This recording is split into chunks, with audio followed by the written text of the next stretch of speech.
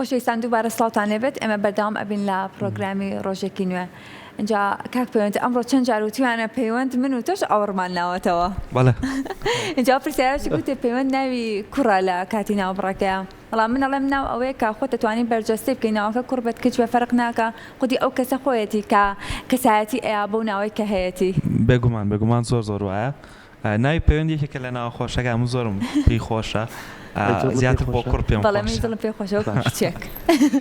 وەکو کچێ ئەو پێی خۆشە. بەرجەستەبوونی ئەم ناوە یەکێکە لە شتە زۆر باشەکان پەیوەند لە پەیوەندیەوە هاتووە. من کاتی خۆی زۆر بووە گەڕامەموت بەشکم مانایەکی کەیە بێ حەل لە خۆ حەزم لە ماناکەی نەبوو. بەڵام دوای بۆم دەرکەوت نەخێر ماناکەی زۆر پڕواتایە. تۆ توانی پەیوەندی دروستکەی لەگەڵ دەوروبەردا کەسێکی کۆمەڵایەتی بی و ناوێکی خۆشە بەڕاستی. زۆر باشە. اینجا کاک پەیوەند لەگەڵەوەی کە تۆ لە دەرمانسازی ئەخوێنیەوە بزانم کۆمەڵێک ئەزمموی شتێ لە نەخۆشخانەکان کە کۆمەڵێک چیرۆکیاندایە چیرۆکەکان ئەتوانین بڵێن هەندێک جار تراژیدیان ئەتوانین باسی و ئەزممونە بکەینەوەی کە لە نەخۆشخانەی هیوا هاتبووە. بەڵێ بێگومان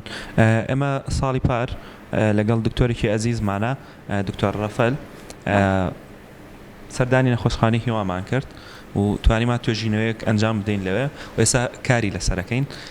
بە خۆشحاڵیەوە توێژینەوەکە یەکێکە لە توێژینەوە باشەکان مەجالێکی باشە کە کارێکی وان نەکراوە. داتاکان کە وەرمانکریا و زانیارانی کە وەرمانگرت زۆر سوودبەخشە بن بۆ بواری دەرمانسازی یاخود باری پزیشکی بۆ خەڵکی سلەیمانی بە تایبەتی و کوردستانیش. ئەو ئەزمموی کە لەوێ کردم بێگومان جیهانی بینی منی زۆر گۆڕی چکە بە معاناتی کۆمەڵی کەسی کە بە ئازاری ئەوان ئاشنابی لەگەڵ ئەو نەخۆشانەیە ئەدوێیت دووبارە وەکو تەجروبەیە وەکو ئەکسپریانسێکەوەی کە کردومە جیاوازە لەوەی کە لە دەرمانخانەکانە ئیکەین ئەوەی کە لە خستەخانەی هیوایان لە نەخۆشخانەی هیوا بینیوانە زۆر جیاوازە لەوانی کە لە ناو دەرمانخانەکانە لە بازار ئەیبینین چکە ئەو معاناتەی کە لە ناو نەخۆشخانەی هیوایە هەیە لە شوێنی کە نایبینین ئازارەکانیان تێگەین ئەوەی کە یبینین کە چەندێک ئازارە چێژن بە جستەیی و لە ڕووی دەرونی شەوانێ زۆر کات زۆر لاوازە بن بەڵام جوانترین شت کە من لێوە بینیومە ئەو ئافرەتە زۆر بەهێزانن یان ئەو کەسانن کە لەلایەن خێزانەکانیانەوە پشتگیریان نەکرێ خاصەتەن بە تایبەتی لەلایەن هاوسەرەکانیانەوانێ زۆر ورایان بەرزە ئازارەکان زۆر لەسەریان ئاسانە بە جۆرێکە ئەڵێن شتێکی خوایە هاتووە و نەخۆشیەک و هەڵامەتێک وایە ماوەیە گێت و ئەڕوات و دەرئەنجامی نەخۆشیەکەیان زۆر باشترە بێ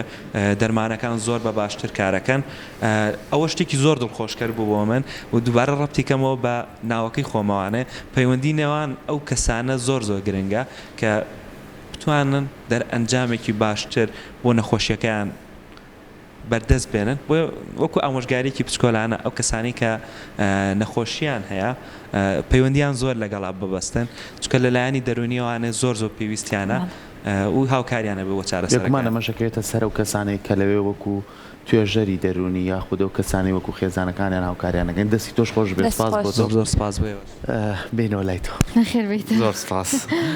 بەرەمی کەمان پێشکەشەکەیت بەسەر چاو خۆش بێت ئەو لە شوێ کاچل بەرهەمی کردوێ ئێسامە ئاسانە.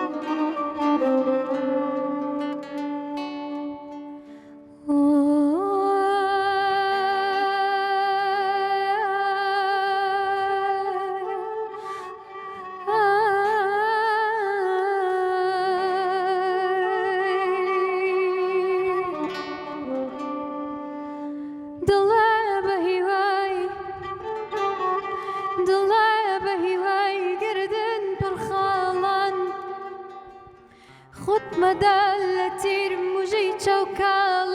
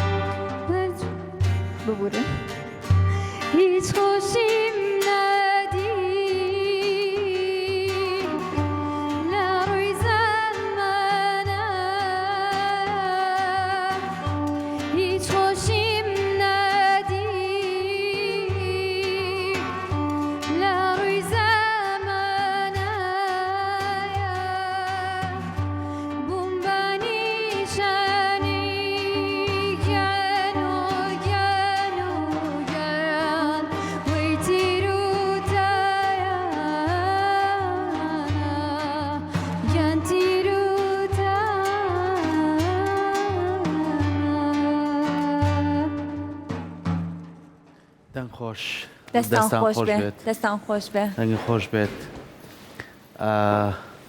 دەست خۆش ئێمە سپاس دەکەین کامڕۆ لای ئێمە میوان بووی دەستە خۆش بێت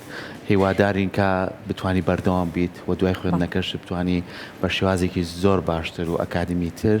بتانی خۆت ئامادەکەیت و بەرهەمی خۆش دەبێ سپاس بۆ ئەمڕۆ ڕۆژی هەینی لەگەڵمانە بوون و چەند بەرهەمێکی سپاس بۆ ئێوە کە ئەو دەرفەتەتانیینێ کە لێرە میوان بین ڕاستی ئەمە ینی گۆڵێکی زۆر زۆر گەورە بوو ینی لە ژیانی منە سپاسانەکەم زۆر سپاس بۆ ئامادەبوون زۆر سپاس بۆ گروپی میوزیکیش هیوادارینەوەش بتوان هەر کەسان کە لە بەشێکە خوێن بڕوانامەکەتان جیاوازە بەڵام زیاتر پەرەبەن بەم بەهرەیەتان لەوەی کە میوزیکە بتوان بە شێوازێکی ئەکادمیانەتر هەمیشە گرنگی پێبن زۆر سپاس بۆ ئامادەبوونتان سپاس بۆی کە ئەمڕۆ لە پرۆگرامەکەمان ئامادە بووین یوای سەرکەوتنتان بۆ خوازینکاریەکەتان لە بوارێکە ئەخوێنن وەکو خوێنکار ئێمە دڵخۆشین بۆی کە لەگەڵ بوارەکەی خۆتان ئەمڕۆژ توانیتان چەند بەرهەمێک بۆ ئێمە ئامادەکەن دووبار سپاس بە کۆتا بەرهەمی ئێوە کۆتایی بە پرۆگرامەکە هێنین با ئێمە خواحافیزەی خۆمان بکەین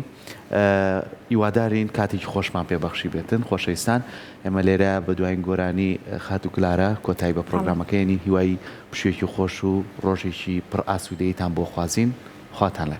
هیوای هەنیەکی خۆشتان بۆ خوازین و هەر شاد بن فەرموو خات و کلارە